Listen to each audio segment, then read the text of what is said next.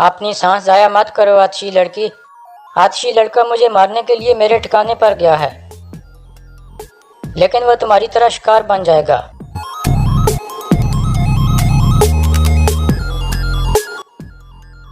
भाई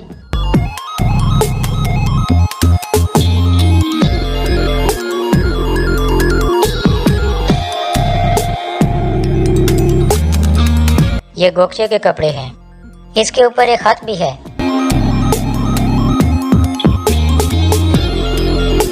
क्या लिखा है भाई? अस्सलाम वालेकुम नाजरीन। इस किस्त के आगाज में सिपाही बुआज कबीले में वापस पहुंचता है। वो अपना घोड़ा तुइतेकिन के खेमे के बाहर बांधता है और गोखचे को अंदर जाते हुए देखता है। दूसरी तरफ नयान अपने कुछ सिपाही लेकर कबीले के कब्रिस्तान के पास पहुंच गया था, क्योंकि वो गोखचे को अगवा करना चाहता था। इसी दौरान वो 3 मुसाफिरों को भी अचानक हमला करके मार देता है। दूसरी तरफ अर्तुल और बाकी लोग नयान के ठिकाने की तरफ बढ़ रहे थे। अर्तुल कहता है, तुर्गत और शाहिर दोनों उसके पास हैं। हमारी छोटी सी गलती से उनकी जान जा सकती है। हमें हर हाल में उनको बाहिफाजत वहाँ से निकालना है। सुंगरतेकिन कहता है, मैं भी यही चाहता हूँ भाई। पहले हम बाहिफाजत उसके ठिकाने पर पहुँच जाएं, फिर वो दोबारा आगे बढ़ने लगते हैं। दूसरी तरफ मंगोलों का काफिला एक जगह रुका हुआ था। शाही तुर्गत के पास जाता है तो तुर्गत उसे कहता है, अपनी हालत देखो, तुम इन जाहिलों के सुल्तान बनोगे। तुम भी अपने बाप की तरह बुज़दिल और लालची निकले। ये सुनकर शाहिर गुस्से में तुर्गत के मुंह पर लात मारता है, जिससे तुर्गत गिर जाता है। फिर बाकी मंगोल सिपाही भी वहां आकर तुर्गत को पकड़ लेते हैं। शाहिर कहता है, इसको मैं खुद सजा दूंगा, लेकिन अभी हमारे पास वक्त बहुत कम है। मैं जल्द जाकर अपनी फौज की कमांड संभालना चाहता हूँ। दूसरी तरफ कबीले के सिपाही मुख्तलिफ ग्रुपों में बांटकर नयान के ठिकाने की तरफ बढ़ रहे थे। सुंगरतेकिन अपने सिपाहियों को लेकर आगे बढ़ रहा था कि इतने में सामने से काफी सारे मंगोल सिपाही निकल आते हैं और दोनों ग्रुपों में लड़ाई शुरू हो जाती है।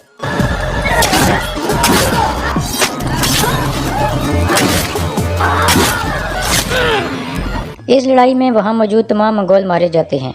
दूसरी तरफ तुइतेकिन और उसके सिपाहियों का सामना भी मंगोलों से हो जाता है। इस लड़ाई में भी मंगोलों को शिकस्त होती है और तमाम मंगोल मारे जाते हैं। तीसरी तरफ अर्तुल और उसके साथी भी आगे बढ़ रहे थे, तो उनका सामना कुछ मंगोल सिपाहियों से हो जाता है। वो फौरन उनको खत्म करते हैं और फिर आगे बढ़ जाते हैं।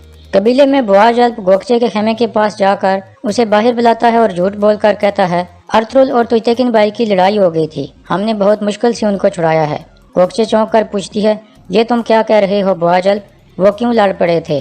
बुआज कहता है, इसकी हमें समझ नहीं आई गोखचे खातून। गोखचे पूछती है, तुइतेकिन कहाँ है? बुआज कहता है, वो दुरू खातून की कब्र पर गए हैं। ये सुनकर गोखचे फौरन बाहर निकल जाती है। दूसरी तरफ हैमा खातून गुंदोगदो के खेमे में जाती हैं और पूछती हैं, क्या कर रहे हो?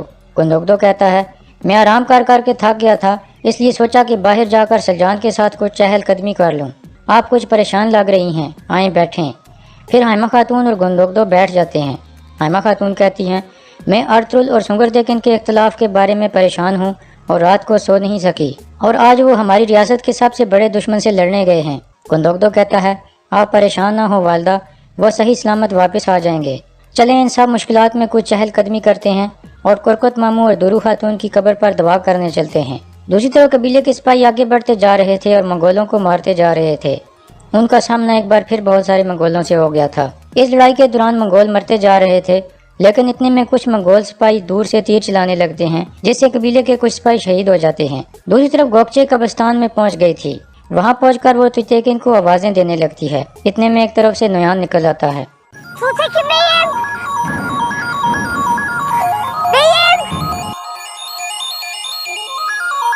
अपनी सांस जाया मत करो आतिशी लड़की। आतिशी लड़का मुझे मारने के लिए मेरे ठिकाने पर गया है, लेकिन वह तुम्हारी तरह शिकार बन जाएगा।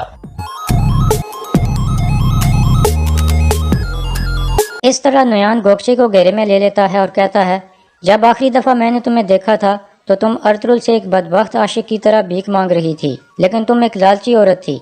आखिरकार तुम एक सरदार की बीवी बनने में कामयाब हो गई। तुमने आतिशी लड़के पर अपना जादू चलाया, लेकिन अब मैं तुम्हारी मदद से उसे मार दूंगा। गोखचे कहती है, तुम मुझसे क्या चाहते हो? नयान कहता है, तुम नहीं, मैं आतिशी लड़का चाहता हूँ जो तुम्हारा शोहर है। देखते हैं वो तुमसे कितना प्यार करता है। फिर गोखचे अपनी खंजर से अचानक उस पर हमला कर देती है। नयान बच जाता है और गोखचे एक तरफ भागने लगती है। फिर नयान के आदमी उसके पीछे लग जाते हैं। दूसरी तरफ अर्तुल और उसके साथी तीर चलाने वाले मंगोलों के पीछे पहुंच जाते हैं और फौरन उन सब को मार देते हैं। اس کے بعد ایک طرف سے اور منگول نکل آتے ہیں اور دوبارہ لڑائی شروع ہو جاتی ہے۔ دوسری طرف گوکچے بھاگ رہی تھی اور مدد کے لیے پکار رہی تھی، جبکہ 2 منگول اس کا پیچھا کر رہے تھے۔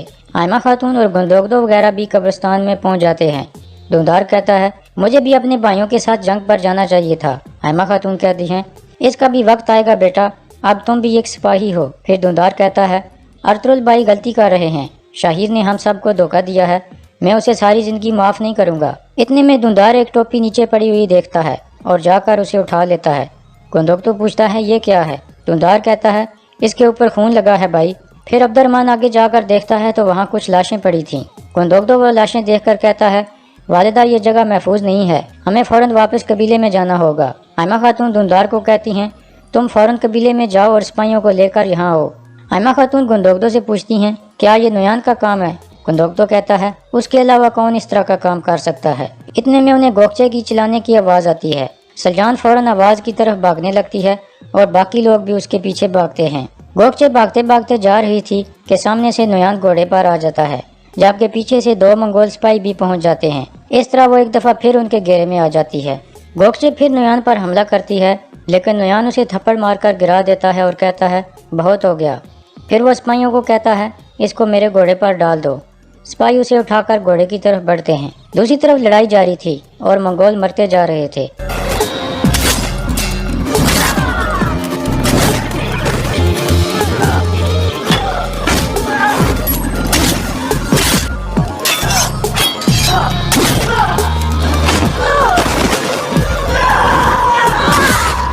اس لڑائی میں تمام منگول مارے جاتے ہیں۔ پھر ارطغرل کہتا ہے نویان کے ٹھکانے کی طرف چلو۔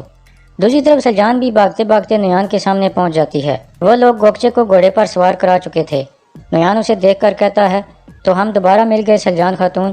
سلجان غصے سے کہتی ہے میری بہن کو چھوڑ دو۔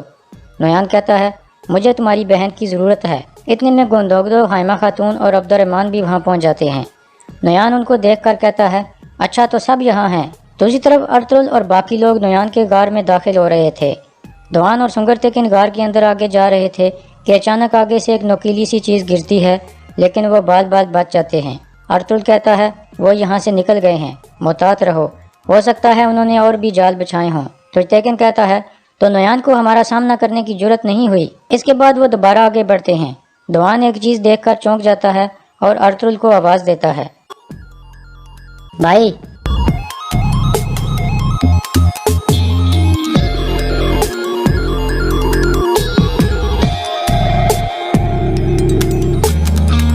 یہ گوکچے کے کپڑے ہیں، اس کے اوپر ایک خط بھی ہے۔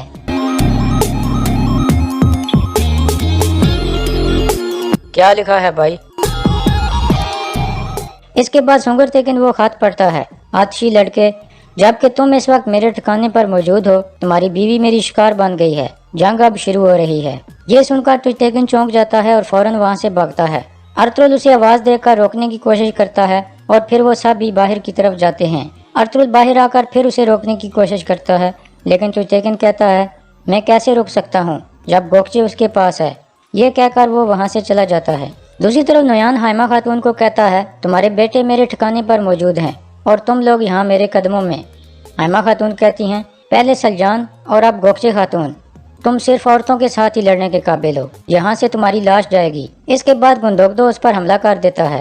اس طرح دونوں گروپوں میں لڑائی شروع ہو جاتی ہے۔ اس لڑائی کے دوران نویان گندوگدو اور عبد الرحمن کو زخمی کر کے گرا دیتا ہے اور باقی 2 سپاہیوں کے ساتھ آئمہ خاتون اور سلجان لڑنے لگتی ہیں۔ پھر نویان گندوگدو کو مارنے کے لیے بڑھتا ہے اور کہتا ہے میں نے دیکھا ہے کہ اس بازو کی وجہ سے تمہاری زندگی تکلیف دہ ہو گئی ہے، میں تمہیں اس تکلیف سے بچاؤں گا۔ پھر وہ تلوار ہوا میں بلند کرتا ہے۔ ساتھ ہی سلجان پر بھی منگول سپاہی تلوار ہوا میں بلند کر رہا تھا، لیکن عین اس وقت پیچھے سے 2 تیر آتے ہیں جو دونوں کو جا کر لگتے ہیں اور وہ دونوں گر جاتے ہیں۔ دھندار قبیلے سے سپاہیوں کو لے کر آ گیا تھا۔ نویان فوراً اٹھ کر اپنے گھوڑے کی طرف بڑھتا ہے۔ نویان گھوڑے پر سوار ہوتا ہے اور کہتا ہے پھر ملیں گے۔ اس کے بعد وہ وہاں سے نکل جاتا ہے۔ دھندار سپاہیوں کو لے کر آئمہ خاتون کے پاس پہنچتا ہے تو آئمہ خاتون اسے کہتی ہیں ہم ٹھیک ہیں، تم لوگ نویان کے پیچھے جاؤ۔ پھر وہ سب نویان کے پیچھے بھاگتے ہیں، لیکن نویان ایک چال چلتا ہے۔ وہ خالی گھوڑا ایک طرف دوڑا دیتا ہے اور خود قریب ہی چھپ جاتا ہے۔ دھندار اور سپاہی جب وہاں پہنچتے ہیں، ایک سپاہی نیچے نشان دیکھ کر کہتا ہے نویان اس طرف گیا ہے، اور پھر وہ سب اس طرف بھاگنے لگتے ہیں، لیکن اس طرف خالی گھوڑا گیا تھا۔ ان کے جانے کے بعد نویان دوبارہ باہر آتا